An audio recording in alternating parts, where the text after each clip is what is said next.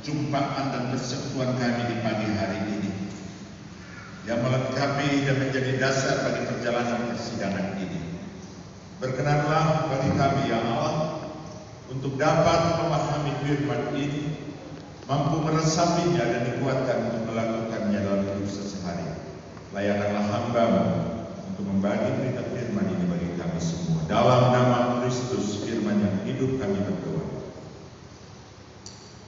Bapak Ibu, saya membaca dari Filipi 2 ayat 1 sampai ayat yang 4. Di bawah judul berikut, nasihat supaya bersatu dan merendahkan diri seperti Kristus.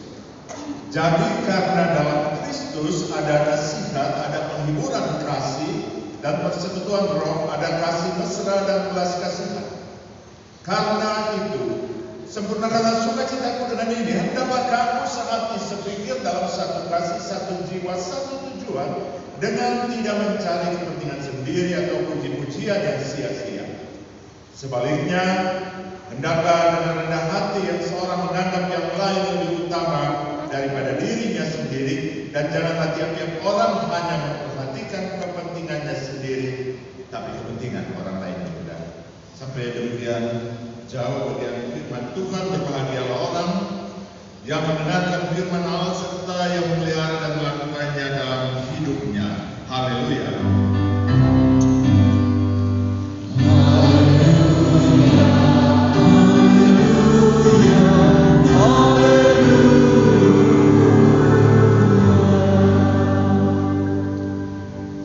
Jemaat terkasih Kristus, saudara-saudara yang berbahagia, Shalom.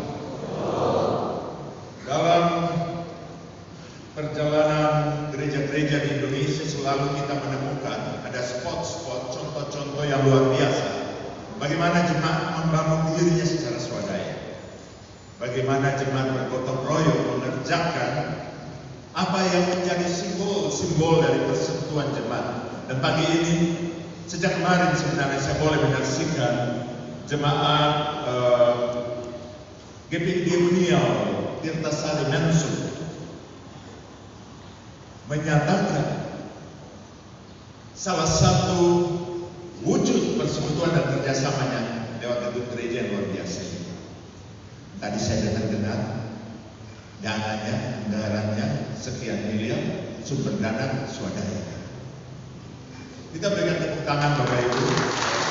Ini contoh yang sangat luar biasa, dan saya berharap bahwa kerja-kerja persekutuan di balik pembangunan gereja ini menjadi karakter yang khas, menjadi contoh bagaimana sebuah tubuh Kristus dibangun.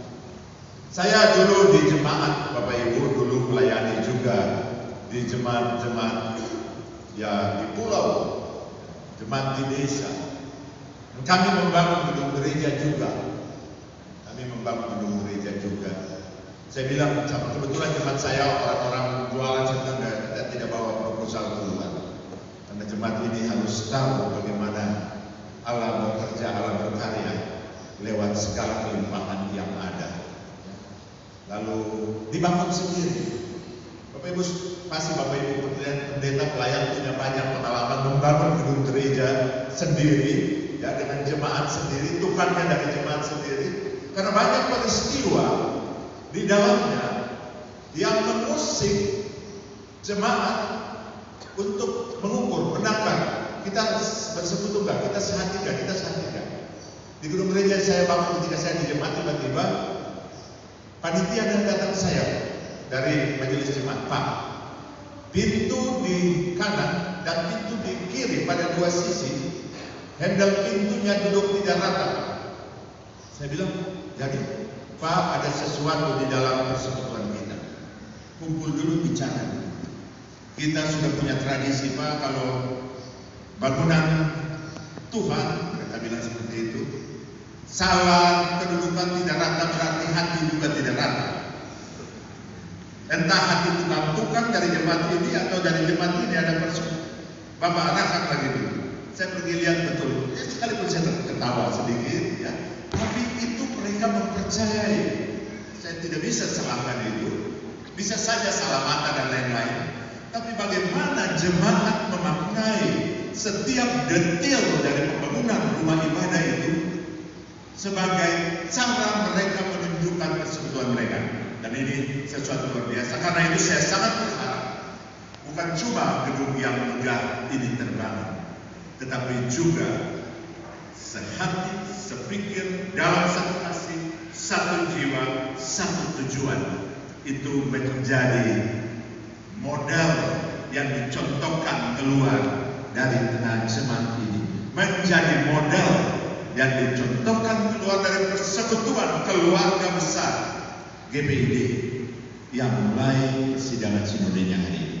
Bapak Ibu, semangat kesatuan, kebersamaan, sehati sepikir untuk kepentingan bersama yang menjadi refleksi kita dalam persidangan sinode. Semangat yang sama telah menjiwai lahirnya Dewan Gereja di Indonesia, dulu DGI pada 25 Mei 1950. Semangat serupa juga yang dipertegas melalui perubahan nama Dewan Gereja Indonesia menjadi Persekutuan Gereja Indonesia dalam sidang raya Dewan Gereja Indonesia tahun 84 di Ambon. Begitu saya baru mulai masuk kuliah ST di Jakarta dan pergi dengan teater untuk mengisi sidang sinode saya dengan Pak Widodo, ya Mas Wid. Nah, Bapak Ibu, bagian perikop yang kita baca ini memang menjadi perikop favorit bagi banyak pengkhotbah ketika hendak bicara mengenai tema kebersamaan ataupun persekutuan dalam hidup orang percaya. Kekristenan memang kental dengan tema ini. Banyak istilah yang dipakai dalam gereja sepanjang sejarahnya yang menunjuk pada makna kebersamaan. Kita akrab dengan istilah eklesia, oikumene, sunhodos, berjalan bersama, dan lain-lain istilah yang menegaskan bahwa gereja sejatinya tidak bisa dilepas-pisahkan dari kebersamaan. Namun pertanyaannya Bapak Ibu, apa iya cuma gereja yang bicara tentang kebersamaan, tentang persekutuan? Tidak. Banyak juga lembaga-lembaga yang lain bukan gereja. Namun apa bedanya kebersamaan dan persatuan yang dipromosikan oleh gereja dibanding dengan yang dipromosikan oleh persekutuan-persekutuan sekuler lain yang bukan kelompok-kelompok agama di luar gereja? Karena bukankah berbagai klub sosial atau kelompok sosial yang kita masuki juga menekankan kebersamaan dan persatuan? Mungkin Bapak Ibu banyak, ya, saya juga masuk di dalam klub sosial yang bukan berbasis agama atau gereja, dengan macam-macam ragamnya. Saya ada dua, sepeda dan jalan kaki, karena saya suka sepeda dan suka jalan kaki, jadi dua-duanya saya masuk.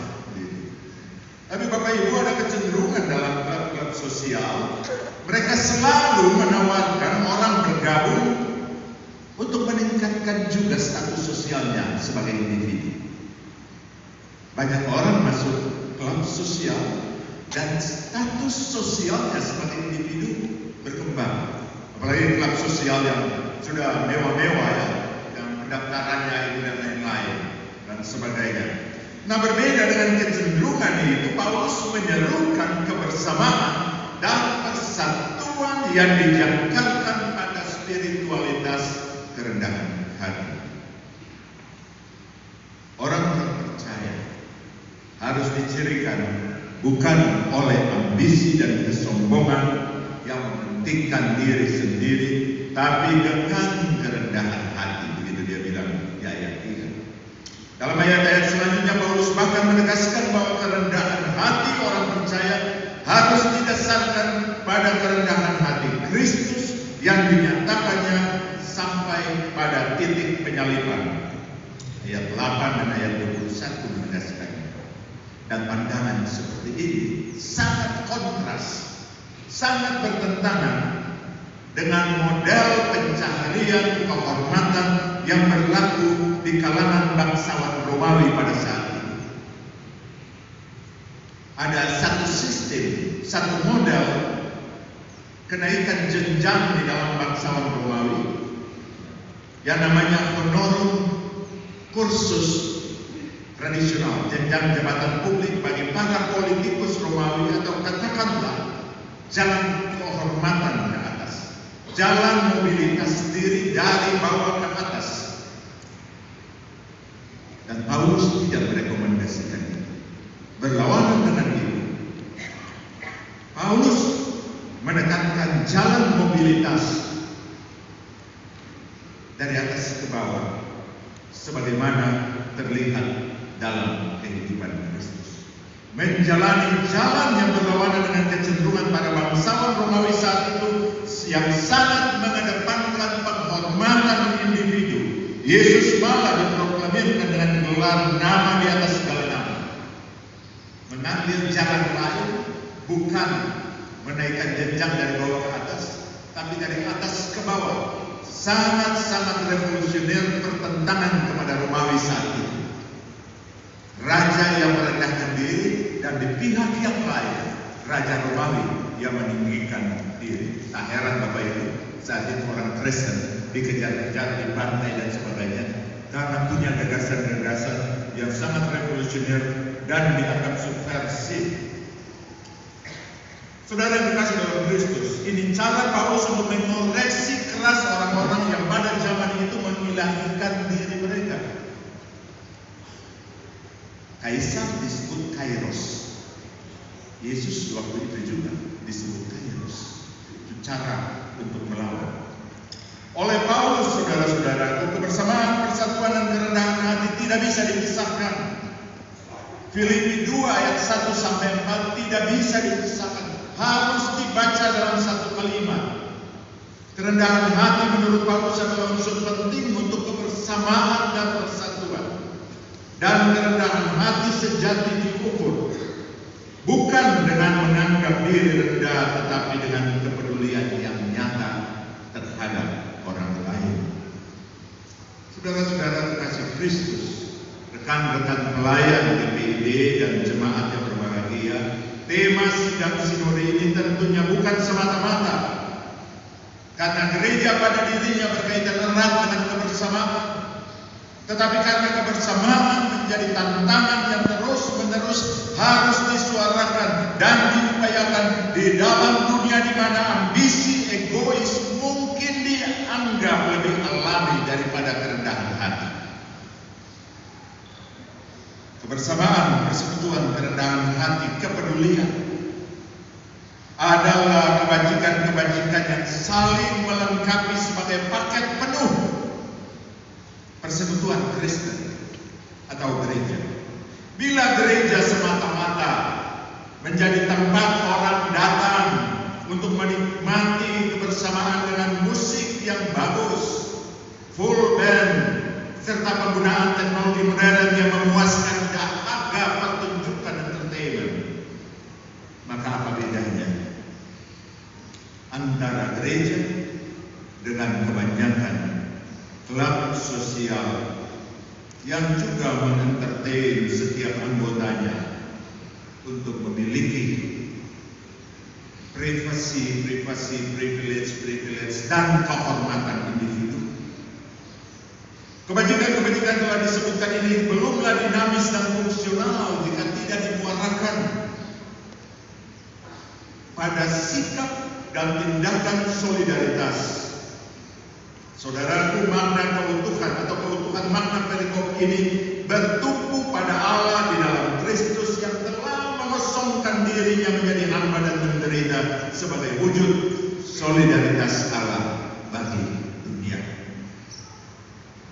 Kebersamaan dan persekutuan atau dalam bahasa oikumene kita katakan keesaan tidak bisa dimengerti secara sederhana sebagai sebuah dimensi yang tidak kelihatan sehingga menghasilkan semata-mata rasa saling terhubungan di antara kita.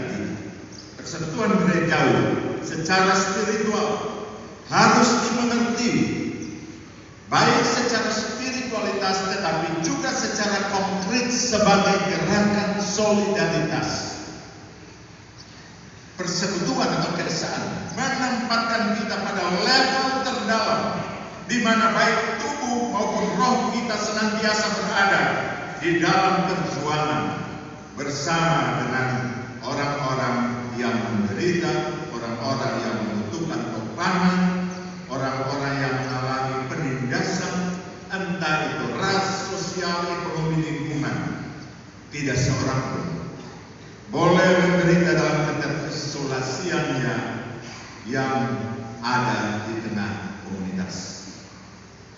Saudara, kepercayaan terhadap gagasan persekutuan keesaan berimplikasi pada panggilan dan keharusan solidaritas dengan sesama dan alam. Semua kebajikan persekutuan Kristen dan solidaritas tidak bisa dilepas pisahkan, karena keduanya merupakan ekspresi yang sama dari cinta Sang Kudus atau Kristus yang terpatri dalam diri gerejanya.